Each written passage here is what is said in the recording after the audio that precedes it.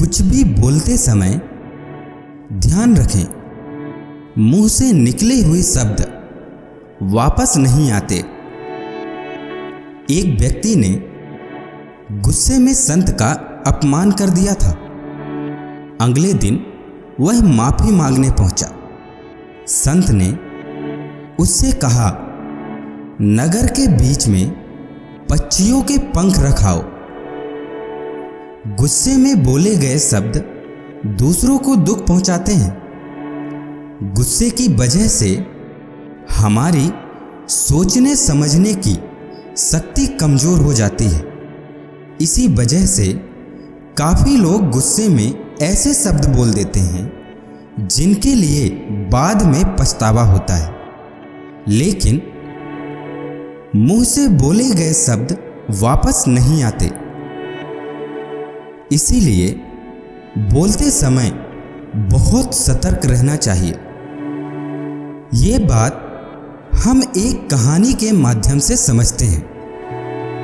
पुराने समय में एक संत रोज अपने शिष्यों को और अन्य लोगों को उपदेश देते थे। गांव के अधिकतर लोग संत का बहुत सम्मान करते थे, लेकिन कुछ ऐसे भी थे जो संत को पसंद नहीं करते थे।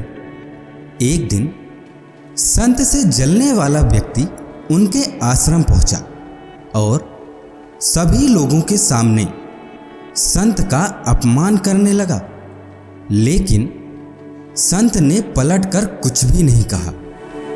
जब वह व्यक्ति बोलते बोलते थक गया तो चला गया।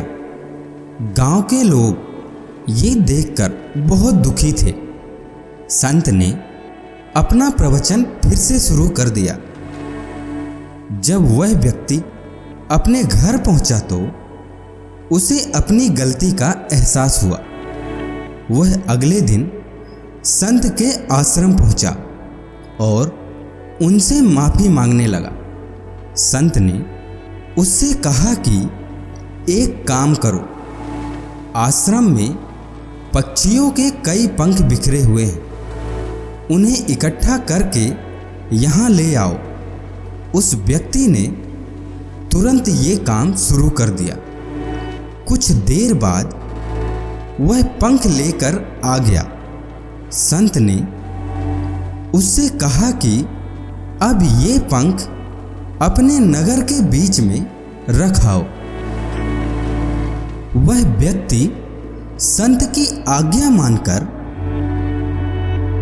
नगर के बीच में पहुंचा और सभी पंख रखकर संत के पास पहुंच गया।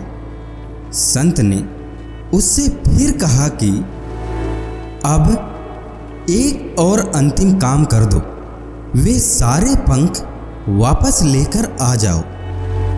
जब वह व्यक्ति नगर के बीच में पहुंचा तो वहां रखे सभी पंख उड़कर इधर उधर फैल गए थे। सभी पंखों को इकट्ठा कर पाना उसके लिए बहुत मुश्किल था। वह खाली हाथ ही संत के पास पहुंचा और पूरी बात बता दी। संत ने उससे कहा कि भाई, ठीक इसी तरह जब हम गुस्से में होते हैं तो जो कुछ भी बोलते हैं वह दूसरों को दुख देता है।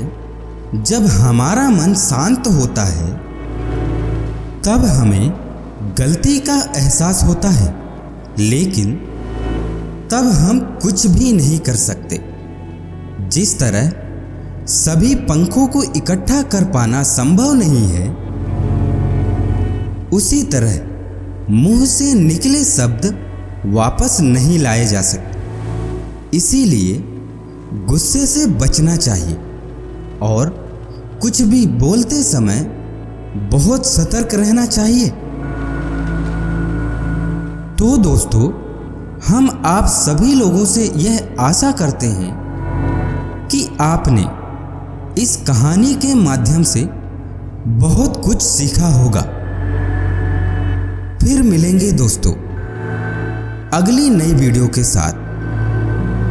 तब तक के लिए आप अपना ख्याल रखिएगा और हमेशा मुस्कुराते रहिएगा। जय हिंद, जय भारत।